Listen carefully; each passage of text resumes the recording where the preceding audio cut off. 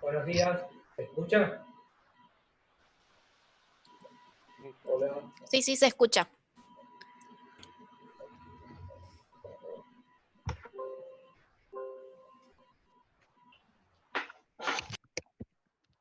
Perfecto. Bueno, primer clase de psicosemiología, el doctor Patricio Rey. A medida que van entrando, van siguiendo la clase, ¿sí? Hola, ¿qué tal? Estamos con el barbijo todavía, pero estamos acá en unos pasos.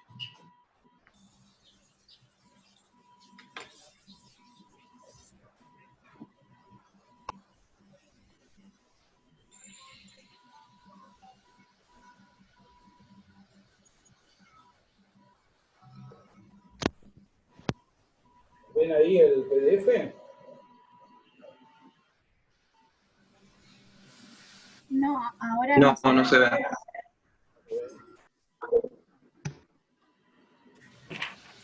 Bueno, De ahí. Primero compartir pantalla, esta la entendí también. Y ahí cliqueas. Perfecto. No, perfecto. Ahí está. ¿Ahora lo ven, chicos? y ahora. Sí, ahora lo vemos. Sí, sí. Perfecto. Bueno, es la primera clase de psicosemio.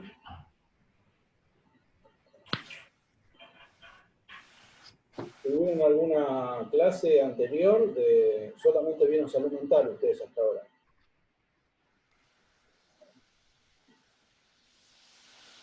Sí. Sí, sí, salud mental.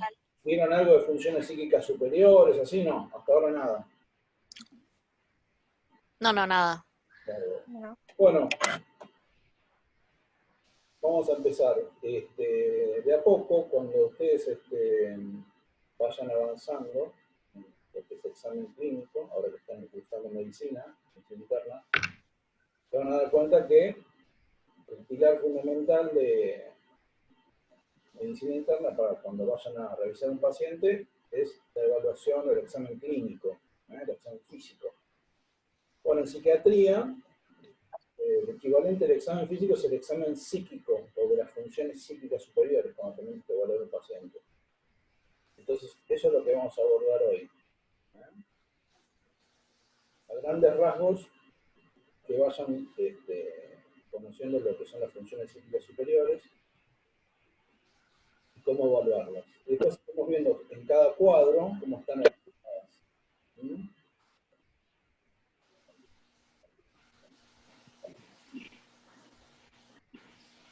¿Ustedes tienen este PDF? Y sí, lo tenemos. Sí. A ver si lo van siguiendo. ¿Hablamos para aceptar ahora? Sí, yo creo que sí.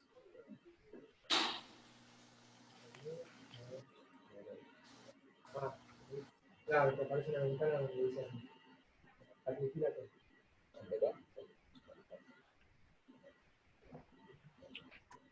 Nada, que te fijes tu hermano porque yo ya estoy en la clase mientras Papi termina. Que me ayude. ¿Ustedes tienen algún libro de medicina interna donde puedan ir también leyendo un poco de funciones psíquicas?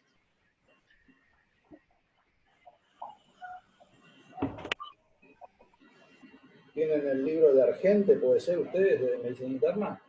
Sí. Sí. Bueno, ahí tienen un capítulo que es específico de psicosemiología que está escrito por el doctor Doria Medina. Así que también pueden, aparte de la clase, del PDF, pueden leer un poco de ahí del libro. o del libro de la cátedra también del doctor Brusco, la parte de funciones psíquicas. Bueno, funciones psíquicas superiores, acá tenemos la definición, se adquieren en el neurodesarrollo y a través de la interacción social, son modeladas a nivel social y a nivel cultural, y tienen incidencia biológica, psicológica y cultural. Y inciden sobre la conducta, el pensamiento y el desempeño social. Entonces, en la psicosemiología se deben explorar las funciones psíquicas superiores para determinar el funcionamiento cerebral normal o patológico. Acuérdense que las funciones psíquicas superiores tienen localización cortical. Es lo más nuevo que tenemos los seres humanos. Acuérdense que la corteza cerebral está dentro de lo más nuevo que tenemos los seres humanos a nivel evolutivo.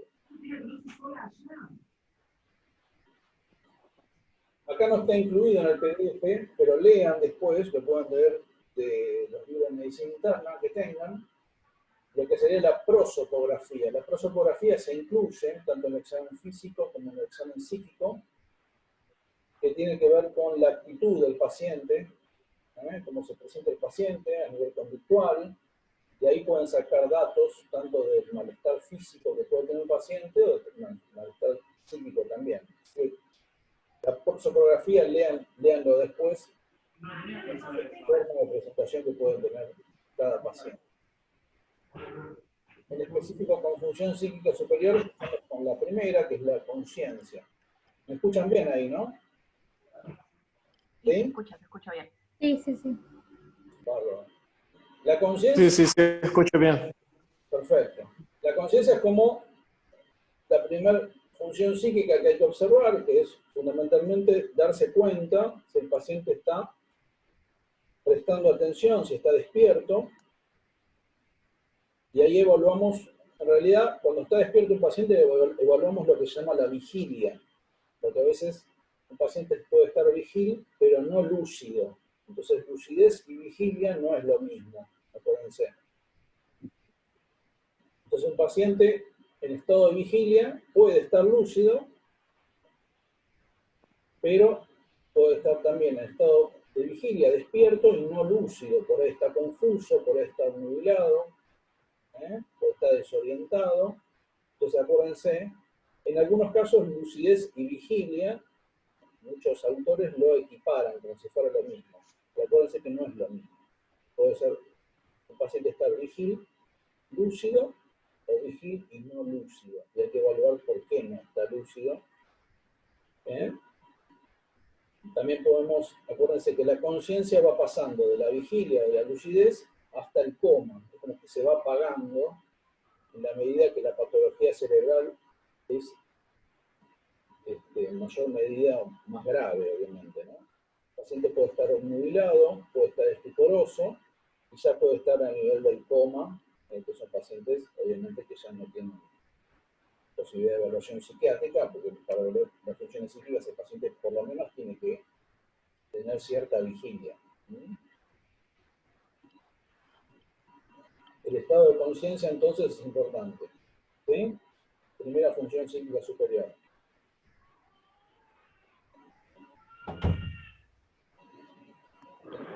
¿Para más acá, pues? Si me aparece una ventanita. ¿Acá? ¿Ahí? ¿Más? No. Puede ser que te estén haciendo la pregunta. No, otra vez. Bueno, pasamos a la orientación. La orientación tiene que ver con la posibilidad de orientarse el paciente, de que el paciente pueda orientarse tanto en sí mismo como en tiempo y espacio. Entonces, por eso hablamos de dos tipos de orientación, como tienen la filmina, que es la alopsíquica, que es la orientación temporoespacial, y la orientación autopsíquica, que es la de la propia persona. ¿sí? Generalmente, en medicina, en los cuadros donde hay alteración de la orientación, lo que siempre van a ver, y lo que primero siempre se altera a nivel de patología cerebral, es la orientación alopsíquica, la temporoespacial. Es la primera orientación que van a ver alterada cuando hay algún tipo de cuadro confusional o de episodio psicótico, puede ser, que la persona no sepa dónde está, ni en qué día está, ni en qué día vive. Para ello se puede utilizar preguntas dirigidas, como por ejemplo las preguntas que se utilizan en los test de Mental para evaluar las funciones psíquicas. Después, si quieren, acuérdense, anótense que pueden buscar el test de Mini Mental Test, que es un test que se utiliza para evaluar funciones psíquicas, sobre todo en pacientes que tienen patología cerebral como demencias. Demencias en general, patología degenerativa a nivel cortical. Entonces acuérdense, la alteración de la orientación es alopsíquica y autopsíquica. La última orientación que se pierde es la autopsíquica, ya cuando el paciente está muy afectado, ya es ahí donde recién ahí ni siquiera sabe responder quién es, ni el nombre. Para evaluar la orientación alopsíquica le podemos preguntar la fecha, en qué fecha estamos, en dónde estamos, cómo hizo para llegar acá, en qué ciudad vive. Aunque parezca una tontera a veces, es importante. Son preguntas básicas que uno puede hacer. ¿Necesitas ayuda?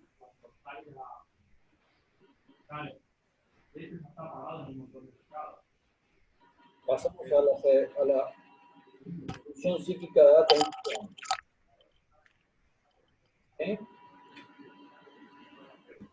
Después, todo esto lo vamos a ir repitiendo en las distintas patologías. Esto estamos haciendo una generalidad acá, quédense tranquilos. La siguiente función psíquica, acuérdense que empezamos por conciencia, orientación, ahora pasamos a la atención, que se le dice prosexia también. Cuando hay una alteración de la atención, tenemos que evaluar la atención que se divide en dos, la atención tanto voluntaria o involuntaria. Doctor, Sí, perdón que lo interrumpa, pero hay alumnos que están intentando entrar y los tiene que aceptar. a ver. Acá. A ver,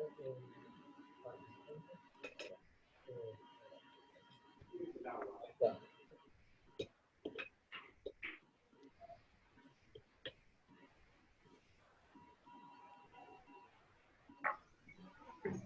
Bueno, seguimos con la atención. Posición en la 149. ¿Ya ven ahí?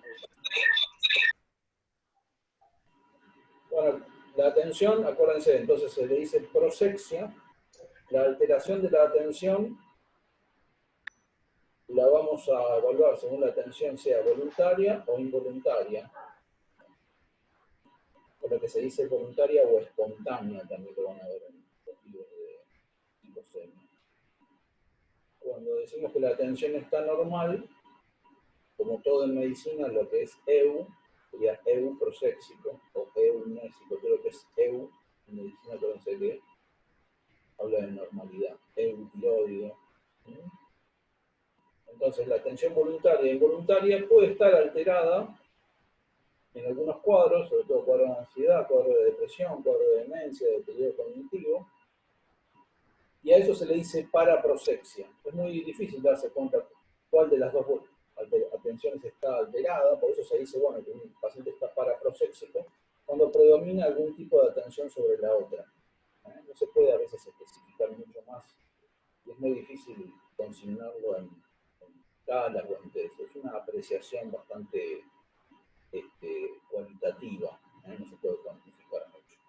Entonces van a ver que las alteraciones de la atención se dan muchas veces en episodios de estrés. La causa más común de alteraciones de la atención es el estrés, los trastornos de ansiedad y la depresión.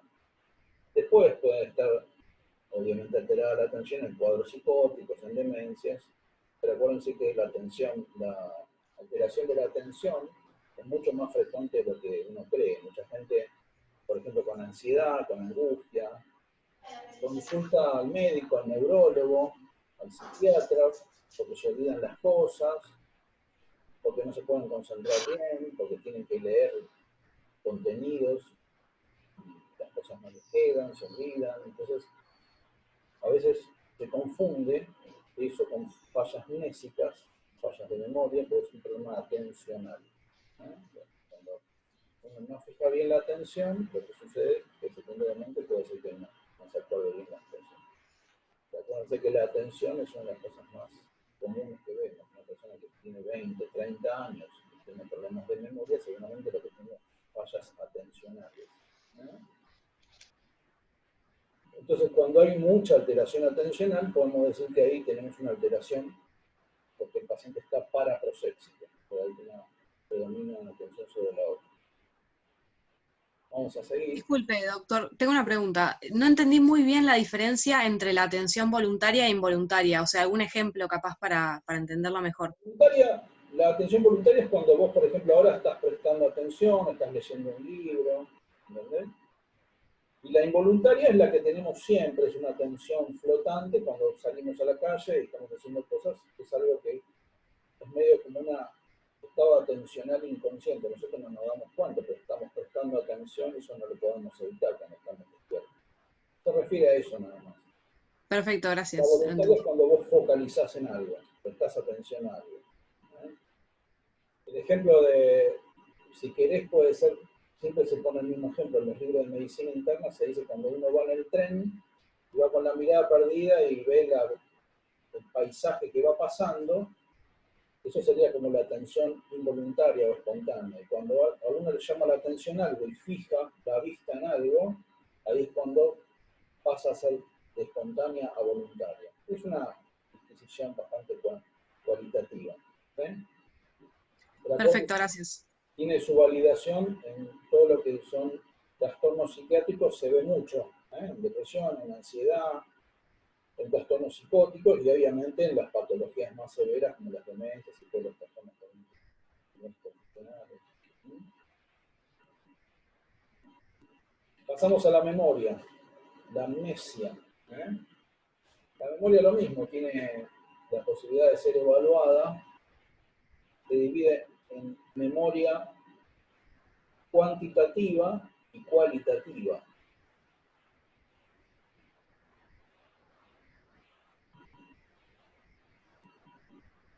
Me parece que es el término.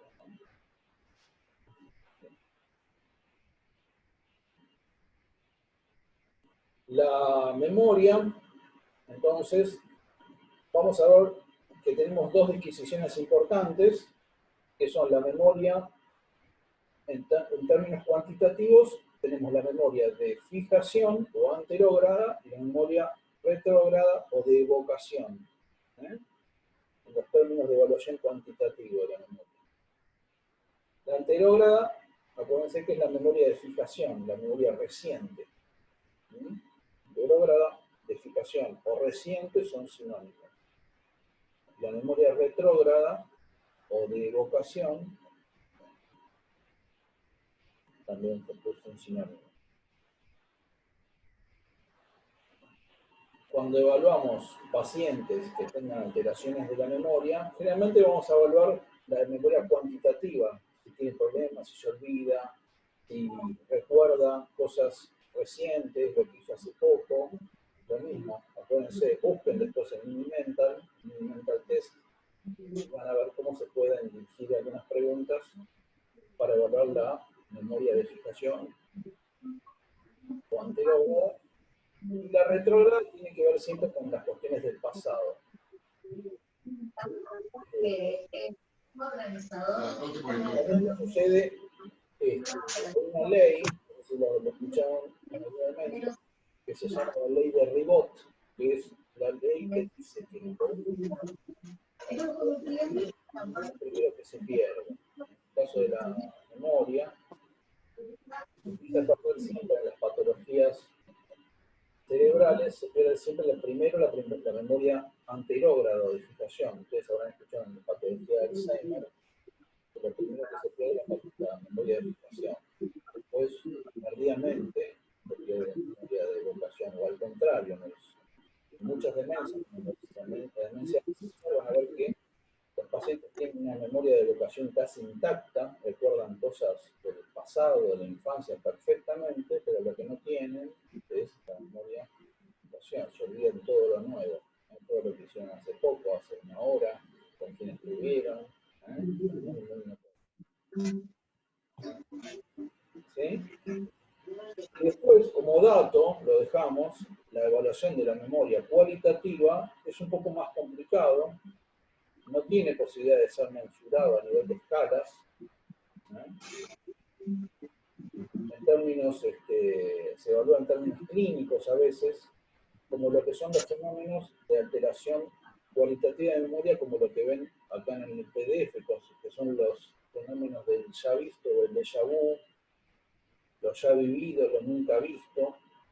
A veces cuando hay muchísimos fenómenos de estas características, eso puede ser normal, ojo que a veces los déjà vu son normales, se dan en condiciones de ansiedad, de estrés, pero si empieza a haber muchos fenómenos de esas características, hay que evaluar patología cerebral, orgánica, puede ser epilepsia, puede ser episodios cognitivos, así que hay que estudiarlo eso. Eso es en pacientes psicóticos también, en esquizofrénicos, pero eso es cuando hay mucha preeminencia. Todos en algún momento habrán experimentado en algún momento el déjà vu o cosas así que son bastante habituales, cosas desgraciadamente para que llaman la atención. Bueno, en la memoria, vamos a seguir un poquito ahora, porque si no, nos corta la clase.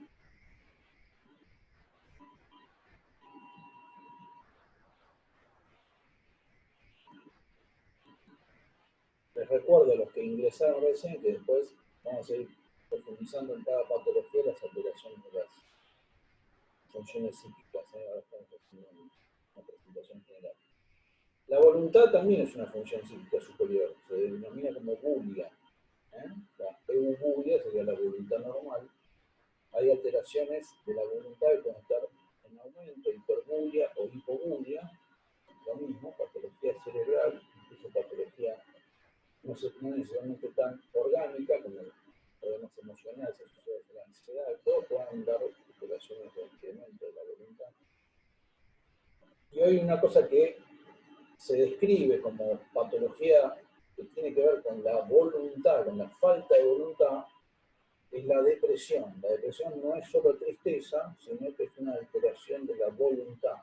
Acuérdense que en la depresión los pacientes pueden estar hipobúlicos, habitualmente lo están. El paciente depresivo tiene desgano, desinterés, síndrome apático, lo que se llama, dice que está hipobúlico, o lo que se dice también como fatiga crónica, estados de apatía que perduran mucho, son muy comunes asociados a la depresión. También los trastornos de ansiedad puede suceder. Puede haber hiperbulia también en demencias, en síndromes confusionales, en estados maníacos, en psicosis. Así que la alteración de la voluntad es bastante frecuente y hay que evaluarla. ¿Sí? Vamos a seguir un poco.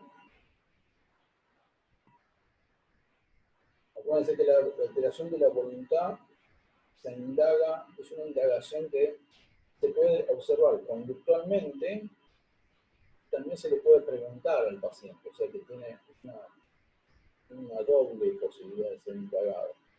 No solo a nivel conductual, sino que le puede indagar al paciente. Si tiene ganas de hacer cosas, hay pacientes que hacen cosas pero no tienen ganas, las hacen porque las tienen que hacer. La patología depresiva es muy común.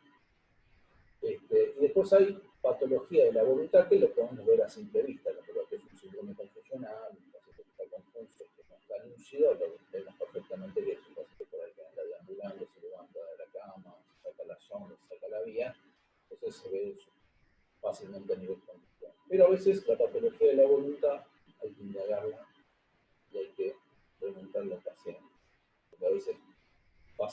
percibido. Recién cuando se le pregunta al paciente, uno se da cuenta. Bueno, después tenemos la sensopercepción, otra de las funciones psíquicas superiores. La sensopercepción, o las alteraciones de la sensopercepción siempre están relacionadas a los sentidos. Acuérdense. Las alteraciones sensoperceptivas tienen que ver con alteraciones de la percepción en los diferentes sentidos, sea en el gusto, en el olfato, en la vista, en el oído, en el tacto.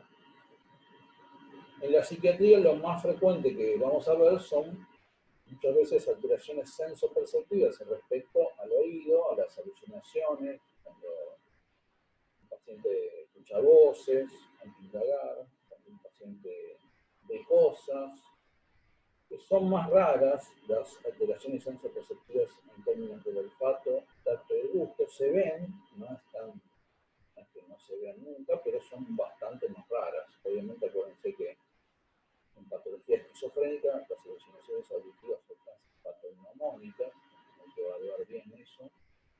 Y cuando tenemos alucinaciones en psiquiatría de tipo visual, cuando el paciente tiene alucinaciones muy vívidas a nivel visual, eso nos puede estar hablando, siempre hay que descartarlo, de patología orgánica. Hay que descartar patología orgánica, sobre todo demencias, tumores, porque hacer alguna neuroimagen o algún electroencefalograma. Y después la patología del olfato, del tacto y del gusto son más raras, pueden darse en patologías psicóticas, esquizofrénicas, y también en patologías como las epilepsias, no es lo mismo. La patología del olfato, acuérdense que las crisis uncinantes pueden ser crisis epilépticas, las crisis de oler cosas raras, las sensaciones táctiles pueden estar ligadas a veces a algunas muy raras, las alteraciones del gusto, a veces pueden estar vinculadas a depresiones muy severas, las alteraciones del gusto, pero bueno, son cosas mucho más raras de ver. Acuérdense que el término alucinación se refiere a cuando el juicio está alterado, decimos que hay una alucinación. Si el juicio está conservado, hablamos de alucinosis. Por ejemplo, una persona puede tener una alteración sensoperceptiva, por ejemplo, ve bichos en la pared, o ve sensaciones, vamos a suponer que ve cosas. Ahora, si ve bichos y siente que esos bichos lo atacan, que eso se la mandan porque le hicieron brujería, le hicieron algo malo, ahí estamos hablando ya que es una alteración del juicio, que es una cosa delirante, ya hablamos de una alucinación. Ahora, si la persona ve bichos, ve cosas raras, ve manchas, pero se da cuenta que es de su imaginación, se da cuenta de que es algo que no está bien, puede discernir, ahí hablamos de que el juicio está conservado, no está psicótico el paciente. Entonces, por lo tanto, ahí hablamos de alucinosis. La misma alteración sensoperceptiva, pero con el juicio conservado hablamos de alucinosis. Y de las ilusiones, que son las percepciones distorsionadas con o sin objeto. A eso se refiere la ilusión. Generalmente son percepciones distorsionadas con objetos. Que tienen que ver con fenómenos también visuales, de duerme vela, confusiones, a veces de cuando una persona se está despertando o cuando está medio durmiéndose, a veces son fenómenos asociados a la normalidad, al estrés, pero a veces si es muy vivido eso hay que indagarlo y hay que estudiarlo. ¿Okay? Vamos a seguir con la sensopercepción, con la marca que dice que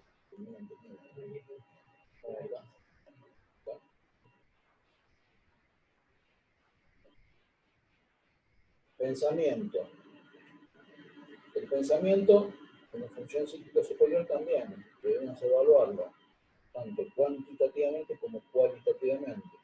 Cuantitativamente, bradipsiquia o taquipsiquia, o sea, si el pensamiento está acelerado o enlentecido, puede haber patología psiquiátrica o no psiquiátrica que está afectando eso, patología clínica. Vean después algunos ejemplos, como se quedan en el hipotiroidismo, en algunas demencias, en la patología orgánica asociada. Y el pensamiento, también tenemos que evaluar el contenido, que es el contenido de ideas. Acuérdense que el curso también se evalúa cualitativamente cuando decimos si el paciente mantiene idea directriz. ¿Qué quiere decir eso? Si yo le pregunto a alguien que me cuente algo, vemos que se va por las ramas, que se pierde, que no me sabe explicar, ahí vamos a darnos cuenta que el paciente no mantiene la idea directriz, se pierde, le preguntamos una cosa, nos responde otra. Entonces eso también es una forma de evaluar el pensamiento en forma cualitativa. No solo se está acelerado o enlentecido, sino si mantiene una idea directriz y puede entender y explicar lo que se le pregunta. El contenido se evalúa a través de qué contenido de ideas tienen, ideas patológicas, intrusivas, fijas, sobrevaloradas, ideas deliroides que se dan en la depresión, ideas delirantes que se dan en la psicosis. Las ideas deliroides se dice que son ideas asociadas a una alteración emocional. La idea deliroide es secundaria a una alteración emocional. Y la idea delirante es una alteración del juicio. Acuérdense que la emoción, lo vamos a ver más adelante, o la altimia, el afecto, la afectividad, es una función psíquica superior también. O sea que la idea deliroide es secundaria a una alteración de la afectividad, que es una función psíquica superior. En cambio, la idea delirante es una idea secundaria, patológica secundaria a alteración del juicio, que se ven los pacientes psicóticos.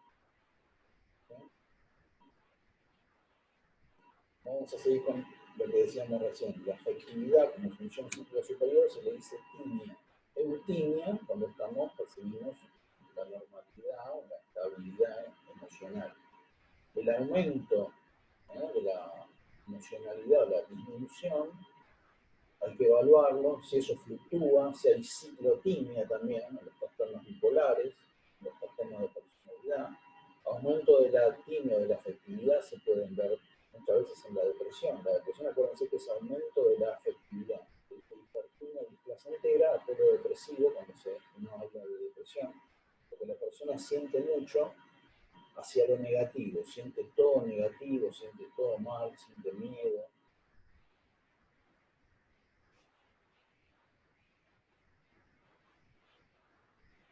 Lo mismo, cuando un paciente está apático, está enlentecido, la hipotimia es más patrimonio a veces de alguna psicosis, cuando tiene síntomas negativos, de alguna demencia, está indiferente el paciente. En algunas depresiones se puede dar también esa depresión. Es más importante. La afectividad, como función psíquica superior. Fíjense que la idea deliroide es secundaria a la alteración de la afectividad. Y finalmente, llegamos a la última función psíquica superior, que es el juicio. Es una de las más importantes también en psiquiatría, para darnos cuenta si una persona está o no en capacidad de discernir, capacidad de fantasía. El juicio es esa función psíquica superior que nos ayuda a discernir o a diferenciar realidad de fantasía. También depende el juicio de la madurez. Se dice que a nivel del neurodesarrollo una persona tiene capacidad judicativa plena a partir de los 6, 18 años, en algunos casos obviamente que es antes, pero para la ley, ustedes saben que una persona es capaz o incapaz a partir de determinada edad, eso es según una cuestión de convención, pero para la medicina, alguien puede ser, por ejemplo, el juicio quizás no se consolide nunca, por ejemplo, lo que es un retraso mental. La patología de retraso mental tiene lo que se llama el juicio insuficiente, nunca llega al juicio correcto. Entonces podemos hablar que las personas normales, o cuando han completado bien su neurodesarrollo, tienen el juicio conservado. El juicio desviado lo vamos a ver en las patologías psicóticas. Juicio suspendido, lo vamos a ver en la patología de los síndromes confusionales. Debilitado, lo vamos a ver en las demencias, en los deterioros cognitivos. el juicio insuficiente lo vamos a ver, como decíamos recién, en la patología de lo que es retrasos mentales, o también llamamos TGD o TEA, patología vinculada al desarrollo. Para terminar, vimos todas las funciones psíquicas superiores, y para terminar, acuérdense que siempre asociado a las funciones psíquicas superiores hay que evaluar las tres funciones vitales: son sueño, apetito y sexualidad. Las funciones vitales siempre hay que evaluarlas tanto en el examen físico como en el examen psíquico. El sueño hay que evaluar si la persona duerme, si no duerme, si duerme de más, si tiene alteraciones, de qué tipo de sueño. El apetito lo mismo, si el apetito está aumentado, disminuido, en qué patología es el trastorno de la conducta alimentaria. Generalmente el trastorno de la conducta alimentaria es patrimonio de tratamiento de la psiquiatría y de relación a veces de la psiquiatría con un capítulo aparte, pero lean un poco eso, lo que es bulimia, anorexia, pero en términos básicos hay que evaluar por lo menos si el apetito está conservado, aumentado o disminuido. Puede ser depresión, puede ser un trastorno de ansiedad, muchas patologías, pero el apetito también es el sueño. Se alteran la depresión, se alteran la trastorno de ansiedad, las demencias, todas las patologías orgánicas también. Y la sexualidad lo mismo, en la medida que se puede indagar, si hay alteraciones de la sexualidad, aumento, disminución, acuérdense que hay patología orgánica que perturba la sexualización, la sexualidad, y en lo posible también es importante indagar. Bueno, estamos en tiempo. Hemos llegado a cubrir todos los temas, así que lean después, no se desesperen. Fuimos más o menos rápido, porque esto es la presentación general de funciones psíquicas.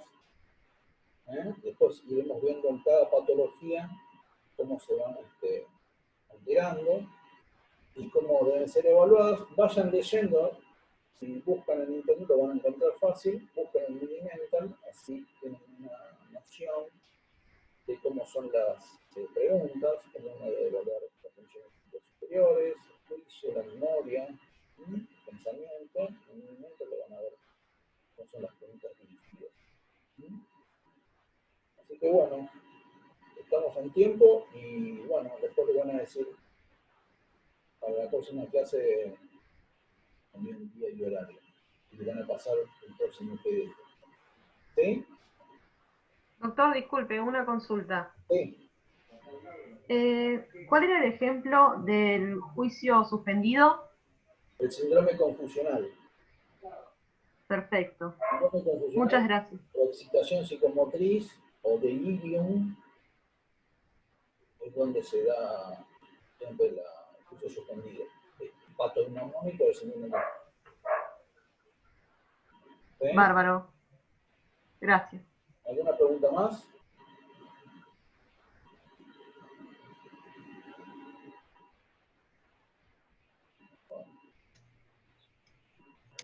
Estamos entendiendo, ¿no? Sí, se entiende. Bueno, ¿alguno que Puede ser. Vamos a compartir.